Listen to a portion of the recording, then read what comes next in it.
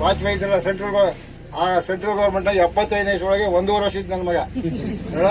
ಏನಿಲ್ಲ, ನಮ್ಮನ್ನ ಯಾರೂ ನಿಮ್ಮನ್ನ ಕಡಿಯಮ್ಮ, ನಿಮ್ಮನ್ನ ಯಾರೂ ಒಳಗೆ ಬಿಟ್ಬಿಟ್ಟು ನಾವು ನಿದ್ದೆ ಮಾಡಲ್ಲ. ನಾವು ಮೊದ್ಲು ಹೋಗ್ತೀವಿ.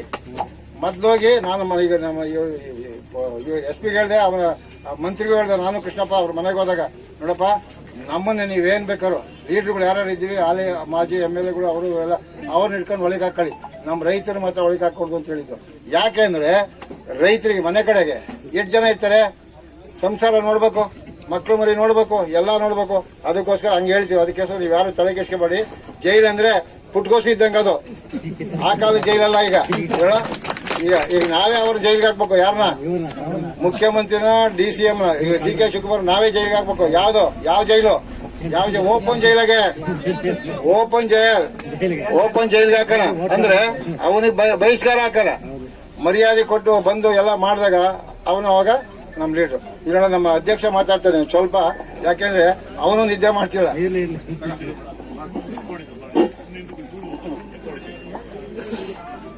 ಎಲ್ಲ ತುಮಕೂರು ಜಿಲ್ಲೆಯ ರೈತ ಅಣ್ಣ ತಮ್ಮಂದಿರೆ, ಇದುವರೆಗೂ ಕೂಡ ಎಲ್ಲರೂ ಕೂಡ ಶಾಂತ ರೀತಿಯಿಂದನೇ ಈ ತುಮಕೂರು ಜಿಲ್ಲೆನಲ್ಲಿ ಹೇಮಾವತಿ ನೀರಿಗೆ ಹೋರಾಟವನ್ನು ಮಾಡ್ಕೊಂಬತ್ತಾ ಇದೀವಿ.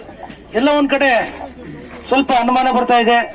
ಸರ್ಕಾರ ಹುನ್ನಾರವನ್ನು ಮಾಡಿ ಇಲ್ಲೆಲ್ಲ ಒಂದ್ ಕಡೆ 6ನೇ ತಾರೀಕು ತನಕ ಏನು ಕೆಲಸ ಮಾಡಲ್ಲ ಅಂತೇಳಿ ನಿನ್ನೆ ಆವಾಗಲೇ 30 ಗಾಡಿಗಳನ್ನ ರಾತ್ರೋರಾತ್ರಿ ತರಿಸಿ, ನಿನ್ನೆ ಏನನ್ನ ನಮ್ಮ ಹಳೆ ಹುಲಿ MT ಕೃಷ್ಣಪ್ಪ ಅವರು ಮತ್ತೆ ಹಳೆ ಹಿಂದೂ ಹುಲಿ ಶಿವಣ್ಣವ್ರು ಬರ್ದಲ್ಲೇ ಇದ್ದಿದ್ರೆ ಆ ಲಾರಿಗಳು ನೇರವಾಗಿ ಬಂದಿಲ್ಲ, ಅವಲೇ ಆ ಪೈಪ್ನೆಲ್ಲ ಇಳಿಸ್ಬಿಡೋದು.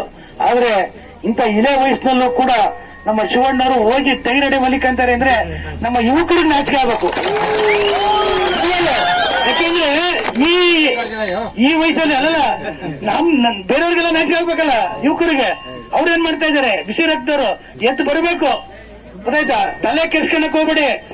ಯಾವತ್ತೂ ಅಷ್ಟೇನೆ ನಾವು ಭಾರತಕ್ಕೆ ಸ್ವಾತಂತ್ರ್ಯ ತಗೊಂಡಿದ್ದು ಕೂಡ ಹೋರಾಟ ಮಾಡೇನೆ. ಹೋರಾಟ ಮಾಡದಲ್ಲಿ ಇದ್ರೆ ನಿಮ್ಗೆ ಏನೂ ಸಿಗಲ್ಲ.